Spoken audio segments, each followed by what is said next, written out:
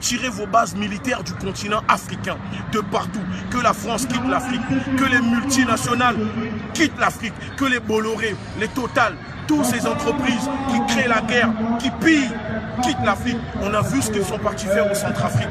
On a vu ce qu'ils ont fait au Congo. On a vu ce qu'ils font au Mali. On a vu ce qu'ils font au Burkina Faso. À un moment, au Cameroun, qu'est-ce qu'il faut faire?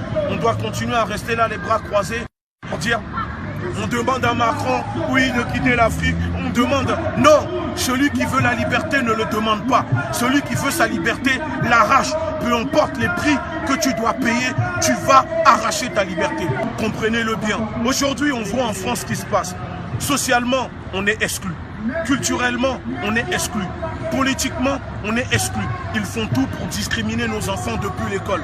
Pour ne pas qu'ils terminent ministres, députés, scientifiques. Parce que quand ils arrivent, on essaye de les pousser pour faire des choses professionnelles.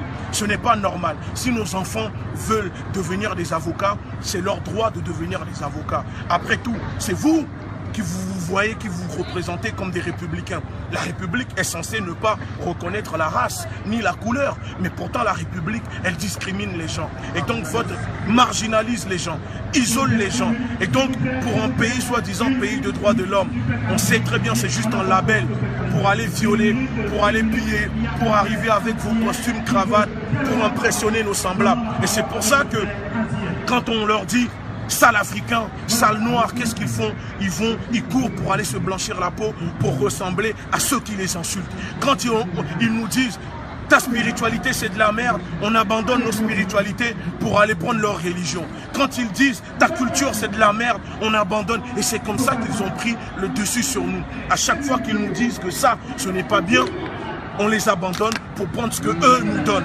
D'accord? Aujourd'hui, il est temps que ça s'arrête. Et c'est pour ça qu'on envoie un message à nos semblables. Parce qu'on le dit, tous les Noirs ne sont pas nos frères. Ce sont nos semblables. Ensuite, il y a nos frères et nos sœurs de lutte. On envoie un message en soutien à nos semblables dans les Antilles, dans les Caraïbes, en Guadeloupe, en Martinique, en Guyane, Haïti. Parce que c'est grâce à Haïti aujourd'hui que nous sommes libres. C'est grâce à Boukman, c'est grâce à Dessalines, c'est grâce à Toussaint Louverture.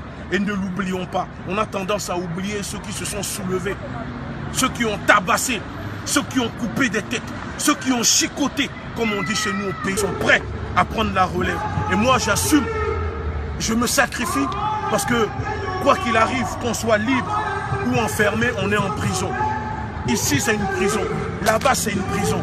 Donc acceptons de nous sacrifier pour que les nôtres, pour que nos enfants